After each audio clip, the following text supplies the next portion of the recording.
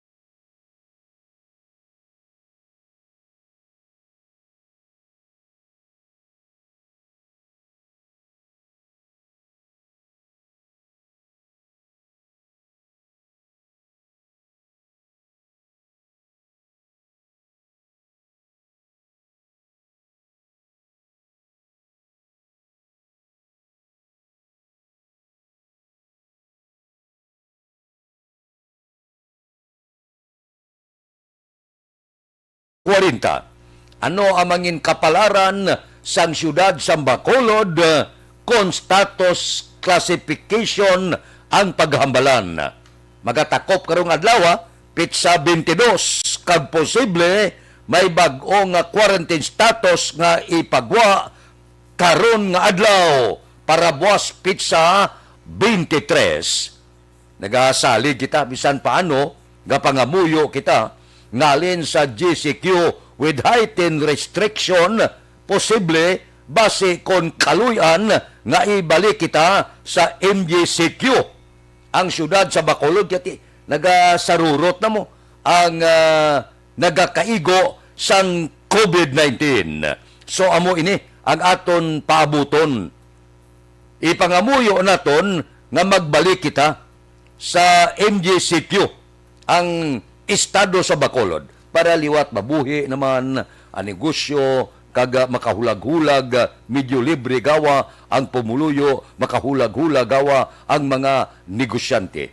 Ipit na kita, gapamigado na, ginaipit pa kita sang porte nga status sang aton sini quarantine. Galing wala tamay mo Nagligad gasakat, yung mga guro na pilitan ang IETF National nga ipaidalom kita sa GCQ heightened restriction. Pero ginapaabot naton ang mga desisyon kabay pa nga positibo kita nga mabalik sa MGCQ ang syudad sa Bacolod. Kagkaroon nga adlaw man, mahibala naton kon bala pahanugutan sa gihapon ang 5 katuig pasaka nga mga kabataan nga magkagwa sa tagsa ka mga puluyan. Amo ini ang mga balantayan nga desisyon karon nga adlaw. So tuman lang kita sa mga protocol para bisan paano base mabalik kita sa MGCQ nga status. Wala tonta ang mangin desisyon kag ina nga desisyon karon na posible karon sa hapon, karon sa gabi, karon nga adlaw nga pagbugtaw naton pagkaga kabay pa MGCQ liwat ang syudad sa Bacolod. Aksyon Radio Philippine Standard Time las 6:43. Mabalik kami pagkatapos ini.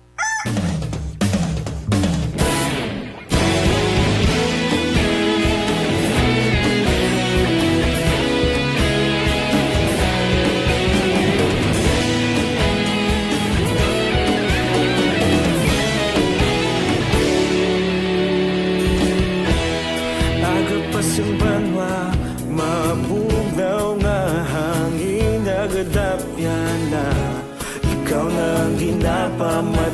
lamon ginasandigan. Tingog sang probinsya, kamatuuran ginapalap na. Minsay nga may dala, paglaom kag kasanan. Tinuig na nagligan, ikaw gihapon ang ako nga istasyon. Sa pagbudlak sang adlaw, sa pagtuhaw sang biton. Mga balita nga dala inspirasyon. Aksyon radyo, bakolod man sa gihapon. Padayon aksyon radyo, bakolod sa luto sa imo. Padayon aksyon radyo, salamat sa pagserbisyo. Patas kag balanse, patuod ng mensahe, wala sang hinadampingan. Padayon aksyon radyo.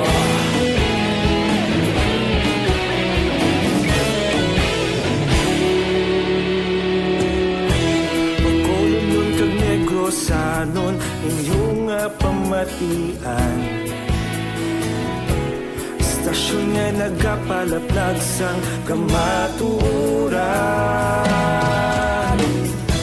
Mabakod nga prinsipyo, reporter handa sa serbisyo. Kahapon, karong kag sa gihapon, kita magapadayon.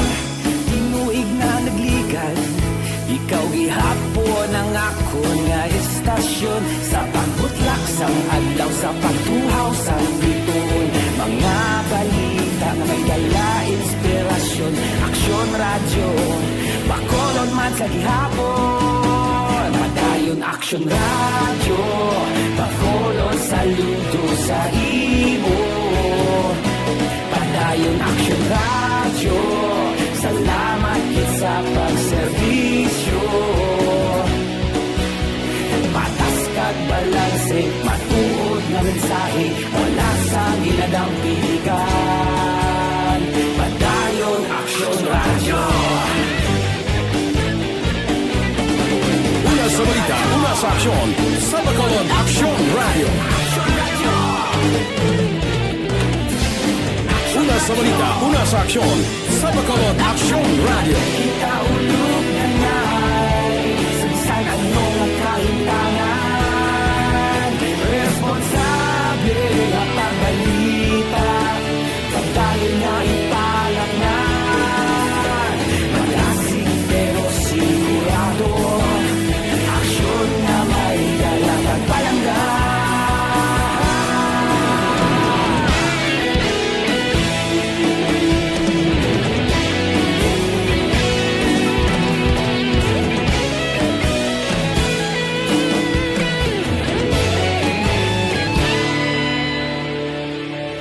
Padayon aksyon radyo, bakolod saludo sa imo. Padayon aksyon radyo, salamat gid sa pagserbisyo. Padayon aksyon radyo, bakolod saludo sa imo. Padayon aksyon radyo, salamat gid sa pagserbisyo. Patas kag balanse, matuod nga mensahe, wala sang ginadampingan. Padayon aksyon radyo.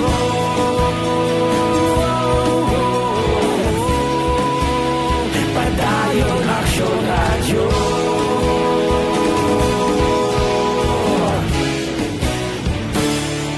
Padayon aksyon radyo.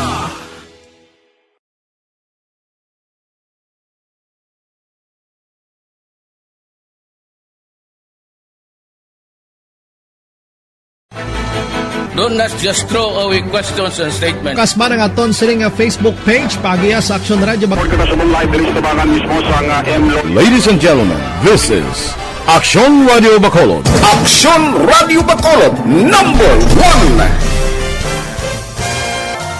Nagpanguna ang Aksyon Radio Bacolod sa pinakaulihing nga survey sang Nielsen nga kakuha sang commanding radio station share para sa fourth quarter sang tuig 2020. Kami nagapasalamat sa aton mga kaaksyon sa padayon nga pagsalig kag pagsuporta.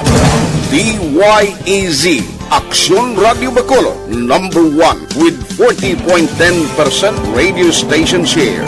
Number 2, Bombo Radio, 38.70%. Number 3, RMN Bacolod, 14.50%. Aksyon Radio Philippine Standard Time, las 6:49. Masadyan niyo kung magkitanay si Presidente Rodrigo Duterte kag ang si Anay Foreign Affairs Secretary Del Rosario.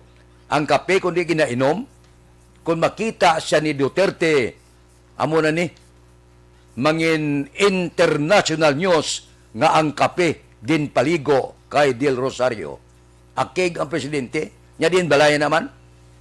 Din siya igapangapi kay ibu kustang kugo yan ang kape. Akig ang presidente, porte mo kay ang report amo ni. Nakabaton siyang impormasyon ko no, si Anay Foreign Affairs Secretary Albert Del Rosario sa isa ka masaligan nga international entity na ginapabugal ko no, dito sa pungsod China na impluensyado nila ang resulta sang 2016 presidential election. Rason nga nagdaog si Duterte. Sus, pagkabati ni Duterte, sila niya din balaya naman. Hindi ko niya magdala security ya. Din sa kapangapi, kay buuan ko na siya. Bawperte guro no. Kung matabo ini, hindi lang national, lokal nga balita, international pa. Din kakita na yaman. Presidente Rodrigo Duterte, binubuan kagin paligo kape, si Anay Foreign Secretary Albert Del Rosario. Porte. Grabe. Hindi magwanta. Sila ni Duterte. Daway, perang ulo kapon ni Duterte mo. Nya wala ya. Ano man? Abot yung sulingon. Ang 16 milyones nga nagbutar sa akon. Din man ni obra. Sang pungsod China. Nya ikaw di Rosario kapag gusto ka lang sungat mo. Iakusar ta ka libel. Amo na ya. Iakusar libel. Hindi kay bubuan kape. Daw sobra naman na. Ano ni kinanto? Ano nga klase pang gobyerno ni? Ang libel okay. Ipasaka ang libel. Kung magdulot, kundi kit-kit riyas. Pero kung magsiling ka nga presidente ka, nga bubuan mo kape, do hindi amo, akalain. Si Del Rosario sumunguro, galakat kakalo. Aksyon Radio Philippine Standard Time, las 6:52. Mabalik kami pagkatapos ini. Linibo na ka mga Pilipino ang nagakalamatay kag nagaantos bangod sa high blood.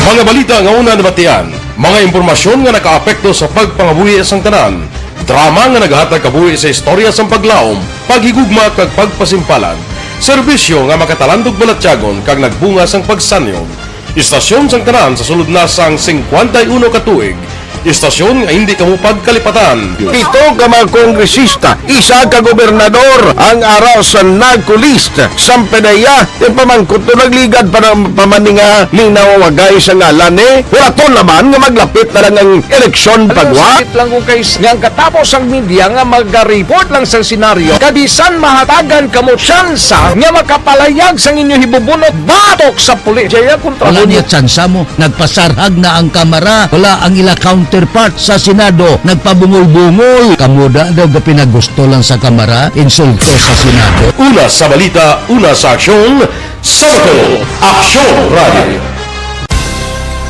Today, DOA is confirming that a 38-year-old female Chinese patient under investigation, or PUI, is positive for the novel coronavirus 2019-10-CoV. I issued an order to Executive Secretary Mijal Dia clearly laying down the responsibilities of each department in implementing the Bayanihan to Heal as One Act. Makabig nga pinakadako nga hangkat nga natubang sang pungsod Pilipinas ang COVID-19 pandemic.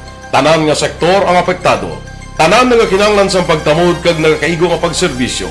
Bisan pa ang industriya sang pagwaragwag nagapangatubang sang kaangay nga pagpanghangkat. Apang Aksyon Radio Bacolod, wala nagbiya sa pagpangalagad sa kahanginan sa pihak sang kabudlayan, peligro kag risgo nga dulot sang pandemya.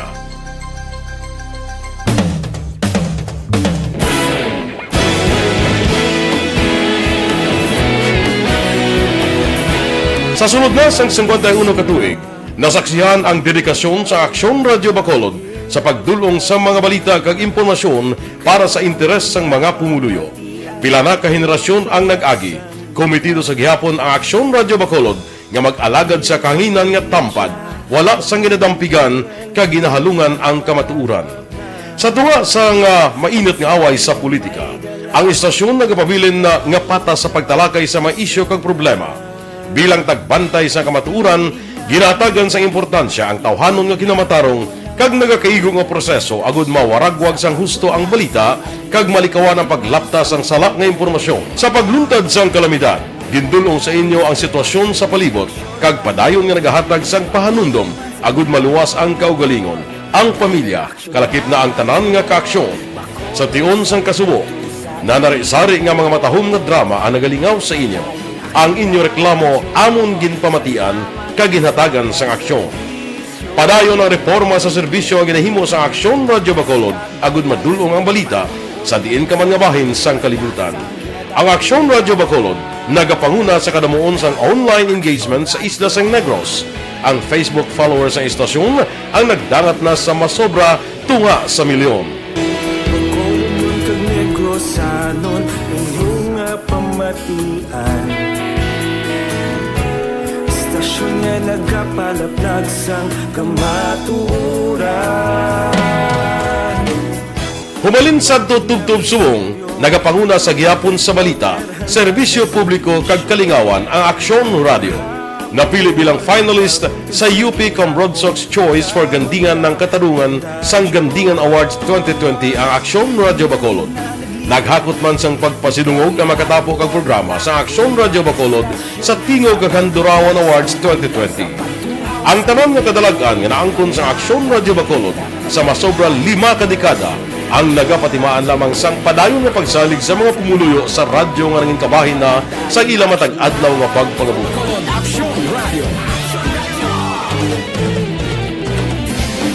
Una sa balita, una sa aksyon, sa Bacolod Aksyon Radio. Ikaulog na na'y Sagsag ang mga kalintangan. Responsable na pagbalita Pagdahil na Na morning, bilog nga dakpanwa sa Bacolod, bilog nga probinsya sang Negros Occidental. Aksyon Hotline. Mayad-ayad nga aga sa liwat sa aton sini nga magkaaksyon nga nagamonitor na karon nga aga sa aton. Maayong udto Pilipinas, Aksyon Balita Banat Bulig. Mayong hapon naman sa itong mga palanggang mga palamati. Ang inyo naman kubos nga lagad sa Tito Wilma, upod ninyo karong nga hapon sa pagpangalagad sa palatuntunan. This is my life. Amon, first time ni natabo diri sa aton sa Pilipinas kag sa kalibutan nga nag-amo ning senaryo ta. Yes, maayong gabi kalibutan. Welcome na sa pagpangalagad sa Aksyon Firing Line. May gabi sa liwat, kamusta naman mapalangga naman tagpalamati, region wide mga palagag kita sa labilin isa ka oras, 19 minutos, karon gadlaw Miyerkules. Anniversary Aksyon Radio Bacolod. Isa po kayo sa haligi ng katotohanan para sa kapayapaan, hindi lang sa siyudad ng Bacolod, kundi pati sa lalawigan ng Negros Occidental. Mabuhay ang Aksyon Radio Bacolod. Sa pihak sa mga pagdilaw ay natubang sang komunidad, padayon nga nagpangalagad sa inyo. Kahapon, subong kag sa palabuton ang Aksyon Radio Bacolod. Una sa balita, una sa aksyon, sa Bacolod, Aksyon Radio.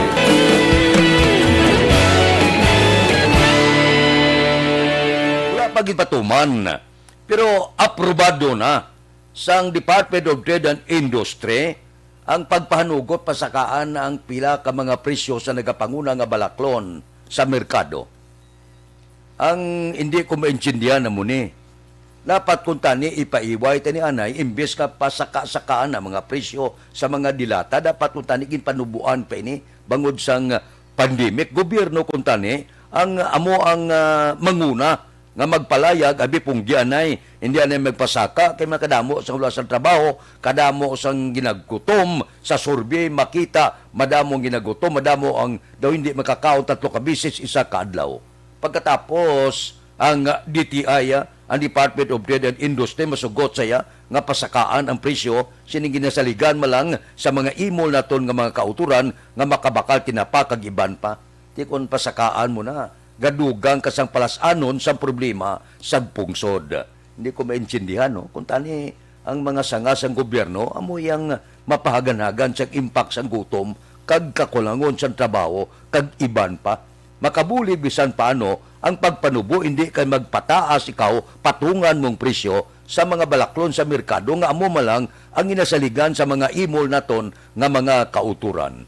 Sa pananaw kuya, dobalingag. Siguro gareklamo man ang mga negosyante nga medyo mapototikoy man sila, pero mas naged. Sila yung may kwarta, sila yung may pondo. Ang imolya, wala na ginakaon. Diin kita ayon sa ginagutom o kung sa may manggad nga daan. Kamuya hindi kamo maputo kay manggaranon kag milyonaryo, may negosyo kamo. Pero ang ginagutom niya, mapugday na siya kung wala na ibakal kag idi kay go ang kwarta sa iya bulsa.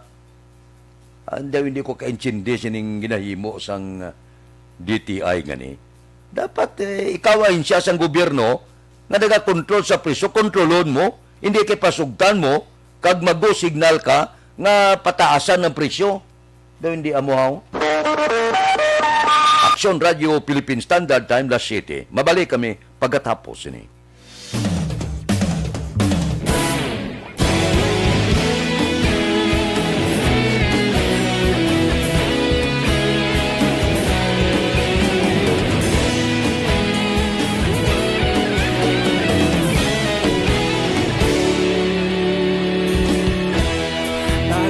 Yung banwa, mabugnaw na hangin nagadapyan na. Ikaw nang ginapamati ang lamon ginasandigan. Tinog sang probinsya, kamatuuran ginapalap na.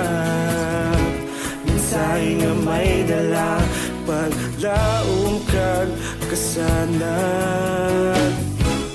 Tinuig na nagligan, ikaw gihapon ang ako nga istasyon. Sa pagbudlak sang adlaw, sa pagtuhaw sang biton. Mga balita ng gala, inspirasyon. Aksyon radyo, bakolod man sa gihapon. Padayon aksyon radyo, bakolod saludo sa imo. Padayon aksyon radyo, salamat sa pagserbisyo. Patas kag balanse, matuod nga mensahe, wala sang hinadampingan. Padayon aksyon radyo.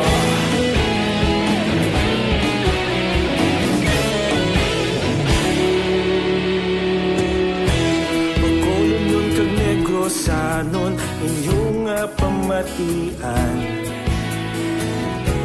Stasyon nga nagapalaplag sang kamaturan.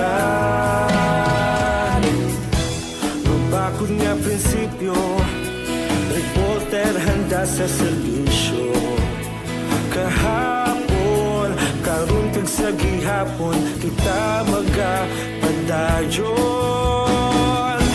Tinuig na nagligan, ikaw gihapon ang ako nga istasyon. Sa pagbutlak sang adlaw, sa pagtuhaw sang biton. Mga balita na may dala, inspirasyon.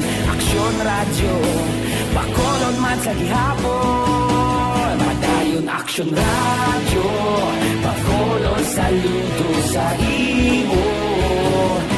Padayon aksyon radyo, salamat sa pagserbisyo. Patas kag balanse, matuod nga mensahe, wala sang ginadampigan.